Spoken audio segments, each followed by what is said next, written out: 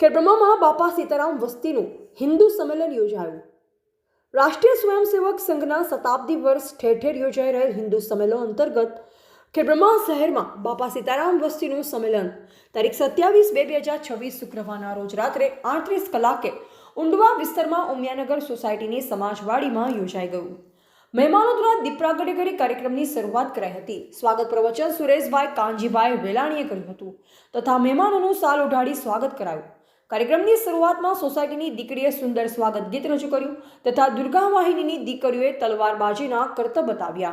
આ સંમેલનમાં મુખ્ય વક્તા રાષ્ટ્રીય સ્વયંસેવક સંઘના કુટુંબ પ્રબોધન વિભાગ સંયોજક શ્રી હરેશભાઈ મોતીભાઈ સુથારે રાષ્ટ્રીય સ્વયંસેવક સંઘની કાર્યપ્રણાલી વિશે અને પંચ પરિવર્તન વિશે વિસ્તારપૂર્વક સમજણ આપી।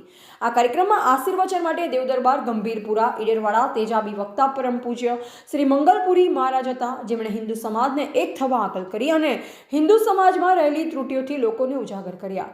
તેમની તેજાબી વાણીથી લોકોમાં જોશ આવી ગયો। અંતમાં રાષ્ટ્રગીતનું ગાન થયું। કાર્યક્રમના અંતે સૌને પ્રસાદ પીરસાવ। કાર્યક્રમના અંતે આભાર દર્શન ઈશ્વરભાઈ મણીલાલ પટેલે કર્યું। આ કાર્યક્રમ માટે સોસાયટીના મંત્રી વિપુલભાઈ, ગોવિંદભાઈ પટેલ, પ્રવીણભાઈ વાડિયા તથા ઉમિયાનગર સોસાયટીના તમામ સદસ્ય ભાઈ બહેનો જહેમત ઉઠાવી। રિપોર્ટર જયેશ ઠાકોર સાથે શૈલેષ પટેલ, જિલ્લા બ્યુરો ચીફ, સાબરકાંઠા।